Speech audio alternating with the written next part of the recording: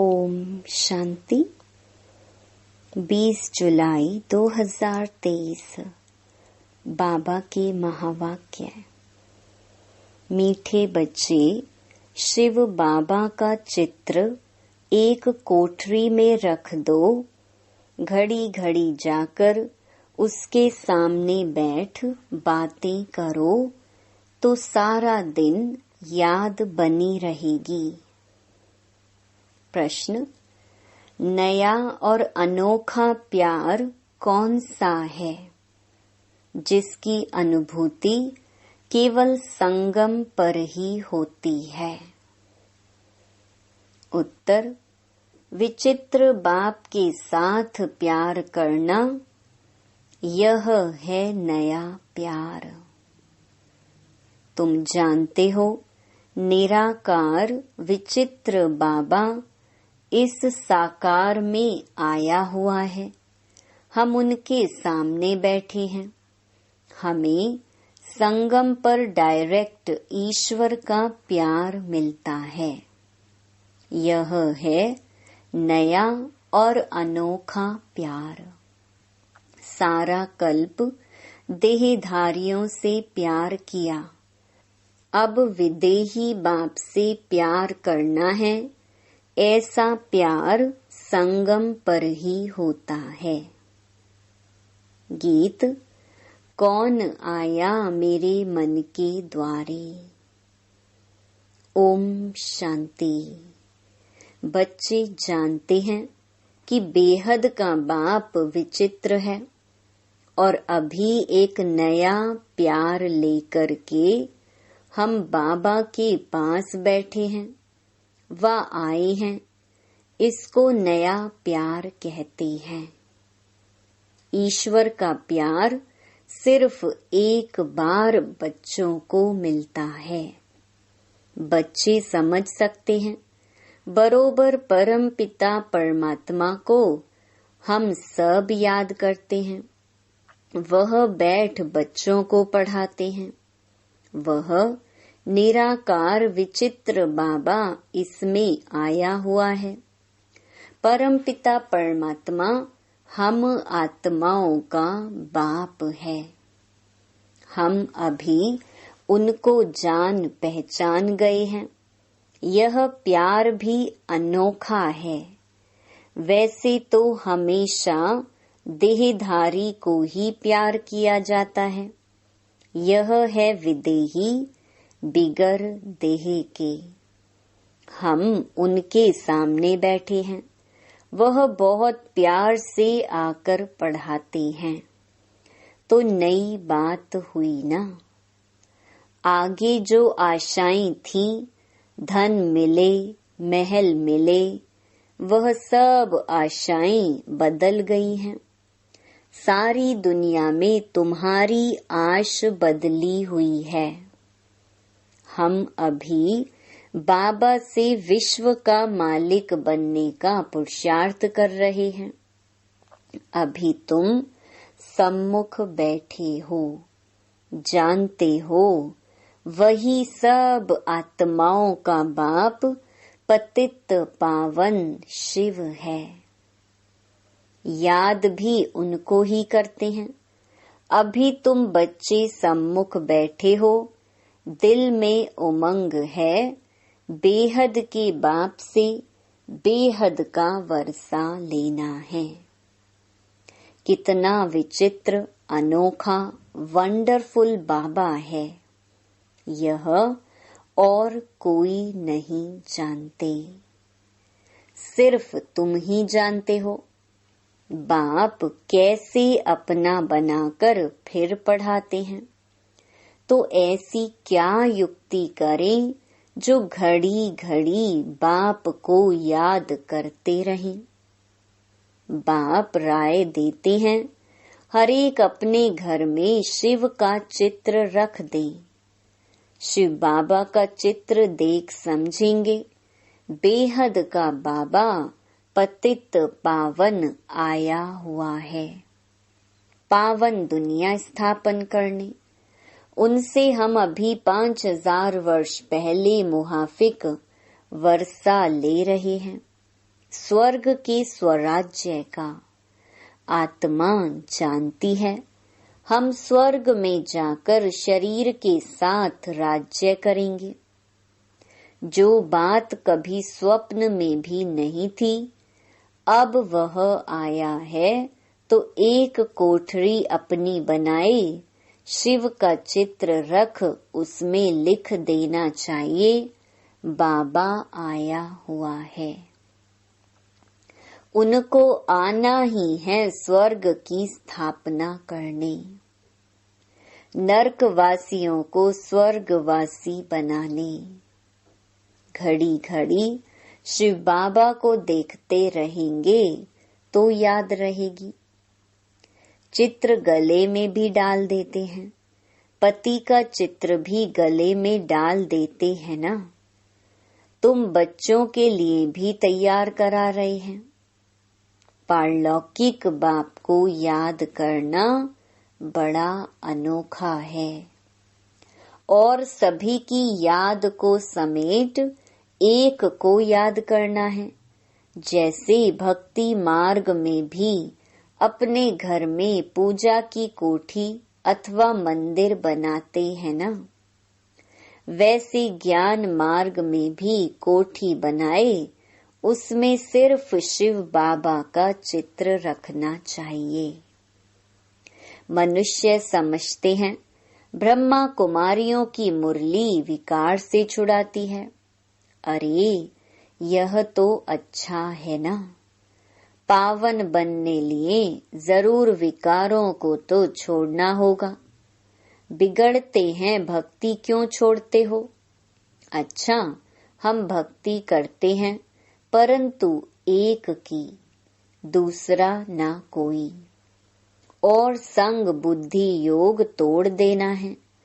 तुम्हारी युद्ध माया से है, तुम बाप को याद करते हो, माया तोड़ने की कोशिश करती है। हमको शिव बाबा से वर्षा मिलता है, ऐसे याद करते रहेंगे। शिव बाबा को देखते रहेंगे तो तुम्हारी कोठी वैकुंठ बन जाएगी। मीरा भी भक्ति करती थी तो वैकुंठ का साक्षात्कार करती थी। उनको भी साक्षात्कार कराने वाला शिव बाबा है। तुम्हारी बुद्धि में अब आया है, हम शिव बाबा से विश्व का मालिक बनते हैं।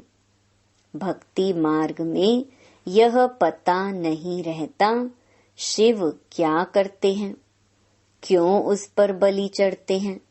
तुम समझते हो सबसे ऊंच है शिव बाबा, उनको ही परमात्मा कहा जाता है। परमात्मा से जरूर नई चीज मिलेगी। उनको हेवनली गॉड फादर कहा जाता है। स्वर्ग में है श्री कृष्ण, उनको फादर नहीं कहेंगे, वह तो बच्चा है। स्वर्ग स्थापन करने वाला बाप है निराकार, वह देहधारी नहीं। यूं तो आजकल सबको फादर कहते रहते हैं, गांधी को भी बापूजी कहते हैं, परंतु सब धर्म वाले नहीं कहेंगे। अर्थ तो समझते नहीं। तुम जानते हो सबका बापूजी शिव बाबा है। शिव दादा नहीं, बाबा। वह निराकारी दुनिया में रहते हैं। श्री कृष्ण को याद करेंगे, लेकिन वह तो वैकुंठ निवासी है। ऋषि मुनि आदि सब देहधारी यहाँ होकर गए हैं। परमात्मा है निराकार, उनको देह है नहीं।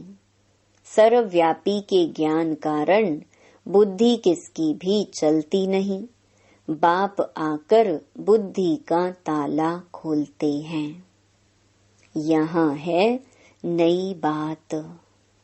और सत्संग में ऐसे नहीं समझते हैं कि शिव बाबा नॉलेज दे रहे हैं। वहाँ तो सब देहधारी बैठे हुए हैं। तुमको निश्चय है हम निराकार बाप से सुन रहे हैं।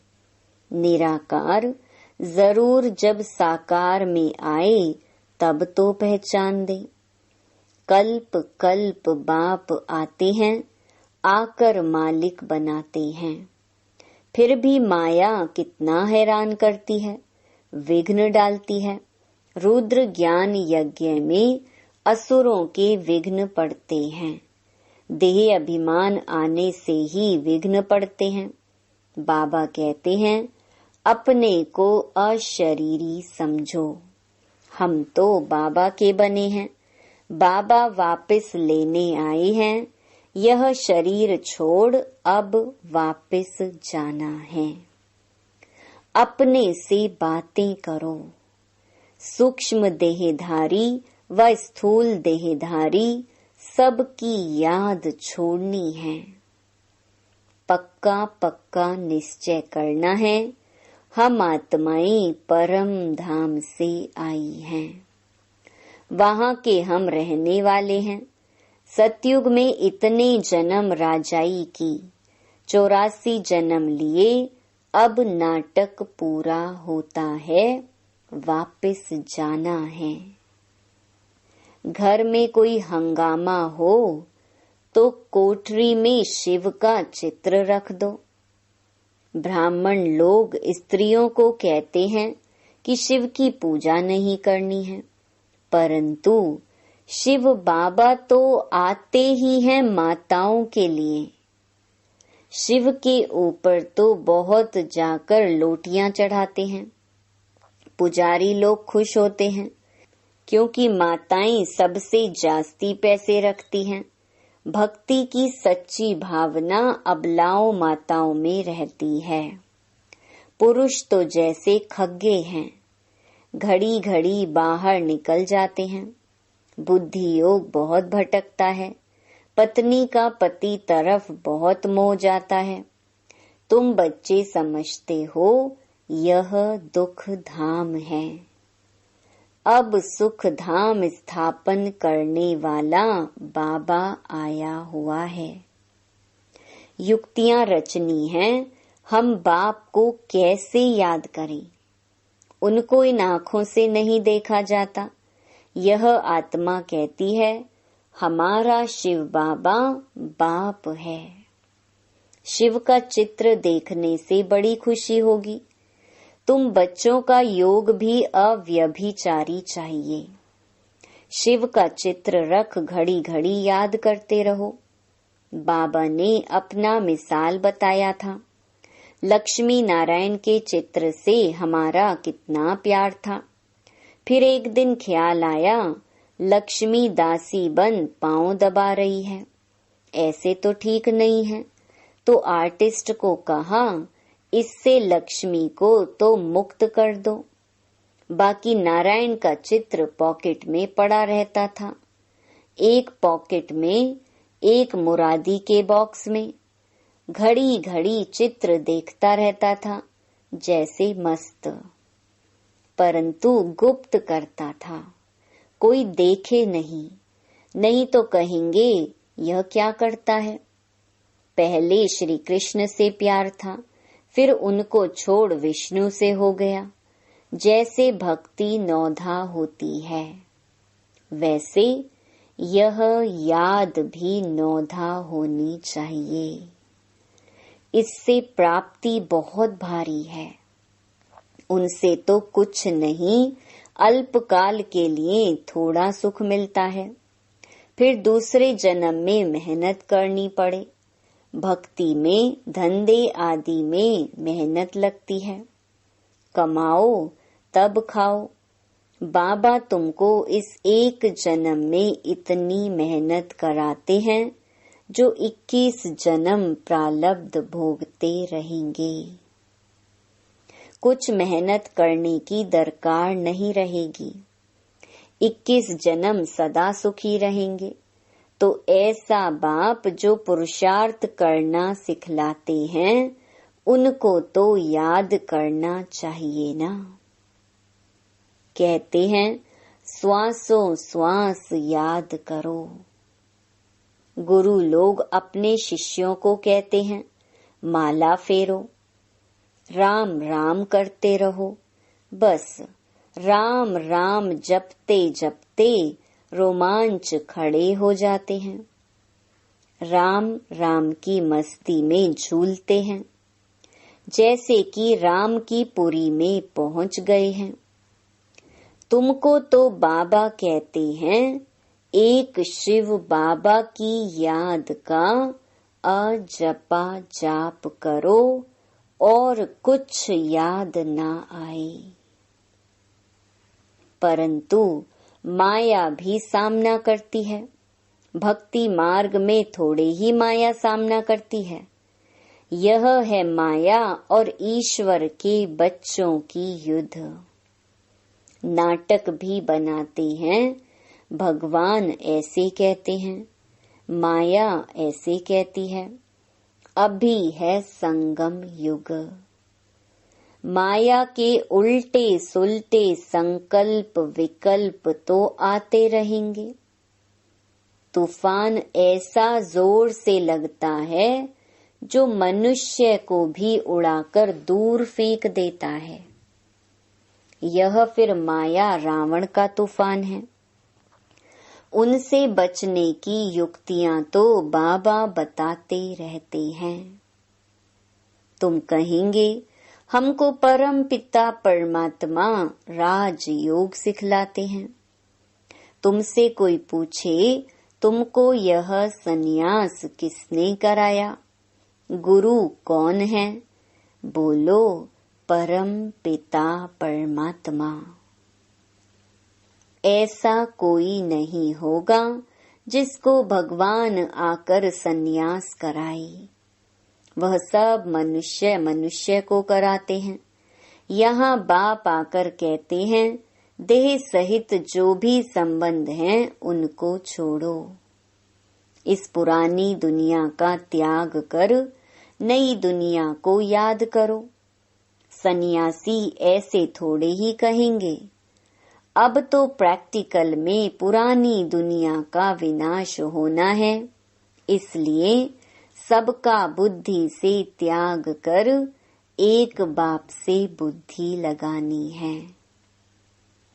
तुम सगाई करते हो ना? देहधारी को याद किया तो सगाई कच्ची हो जाएगी। सर्व धर्मानी परित्यज्य, मैं फलाना हूँ, यह हूँ, वह सब छोड़ अपने को आत्मा समझो। 84 जन्मों को तो तुम जान गए हो। अब खुशी से वापस जाते हैं। ताली बजानी चाहिए। हम आत्माएं एक शरीर छोड़ दूसरा लेती हैं। अपने को देही समझना है। हम आत्मा पहले पहले गोरी थी, फिर 84 जन्म लिए। अब वापस जाकर के फिर आए स्वर्ग में राज्य करेंगे। यह स्वदर्शन चक्र फिराना कितना सहज है। शिव का चित्र तो पॉकेट में पड़ा रहे। बाबा आप आए हो, कितने मीठे हो, हमारे बाबा हो ना। ऐसी ऐसी बातें करनी चाहिए।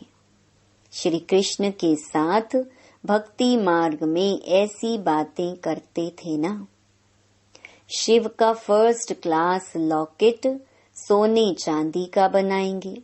गरीबों को सोने का, साहूकारों को चांदी का देंगे। यह माताएं बड़ी मीठी हैं। गांव वालों में भाव अच्छा रहता है। साधारण बच्चों को देख बाबा भी खुश होते हैं। श्री कृष्ण को गावड़े का छोरा कहते हैं ना। श्री कृष्ण तो गावड़े का छोरा बन ना सके, वह तो स्वर्ग का मालिक है। इनकी और श्री कृष्ण की बातें मिक्स कर दी हैं।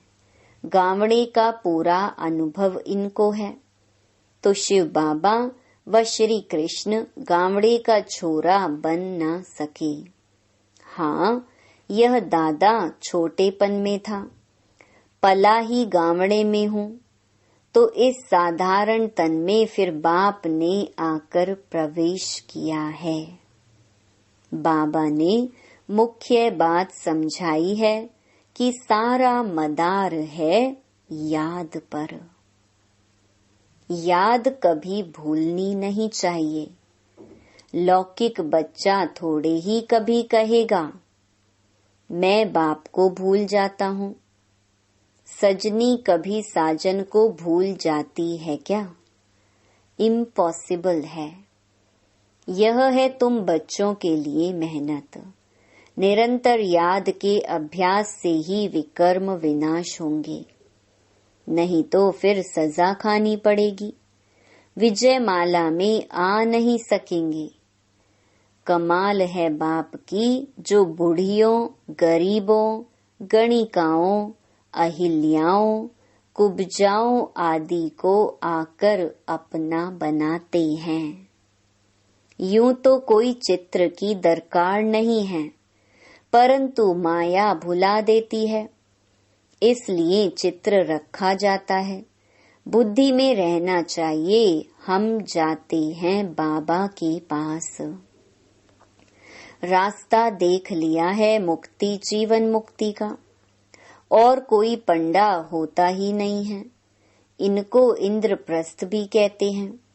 कोई पतित आकर छिप करके बैठेगा तो पत्थर बुद्धि बन जाएगा। बाबा तो अंतर्यामी है ना। यह बाबा ब्रह्मा बाहरयामी है। उस बाबा को झट मालूम पड़ जाता है पतित छिपा हुआ बैठा है। तो जिसने ऐसे पतित को लाया उनको और जो पतित आकर बैठा होगा उन दोनों को सजा मिलेगी।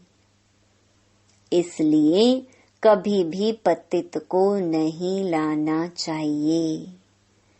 लौ ऐसे कड़े हैं।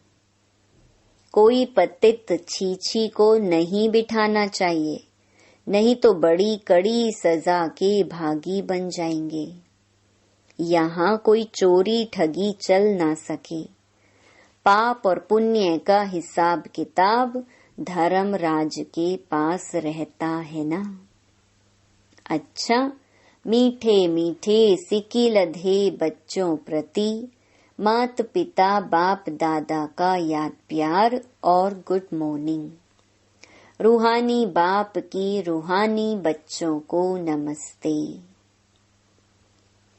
धारणा के लिए मुख्य सार। पहला, सभी की याद को समेट बुद्धि योग सभी से तोड़ एक बाप की याद में रहना है। शिव बाबा की कोठी बनाए उनकी अव्यभिचारी याद में बैठना है। दूसरा, अपने आप से मीठी मीठी बातें करनी है। हम पहले कितने सुंदर गोरे थे, फिर 84 जन्म लिए, अब खुशी से वापस जाते हैं। ऐसे अपने साथ बातें कर स्वदर्शन चक्र फिराना है। वरदान, स्वचिंतन और स्वदर्शन द्वारा हीरे समान अमूल्य जीवन का अनुभव करने वाले बेदाग भव। हीरे समान अमूल्य जीवन का अनुभव करने के लिए सदा स्वचिंतन करो और स्वदर्शन चक्रधारी बनो, क्योंकि हीरे को दागी बनाने वाली केवल 2 बातें हैं, एक पर दर्शन, दूसरा पर चिंतन। यही 2 बातें संग के रंग में स्वच्छ हीरे को दागी बना देती हैं। इसलिए इस मूल बीज को समाप्त कर स्वचिंतन करो और स्वदर्शन चक्र फिराओ, तो धूल और दाग लग नहीं सकता। सदा बेदाग सच्चा हीरा, चमकता हुआ अमूल्य हीरा बन जाएंगे। स्लोगन: विचित्र बाप के चित्र और चरित्र को याद करने वाले ही चरित्रवान हैं। ओम शांति।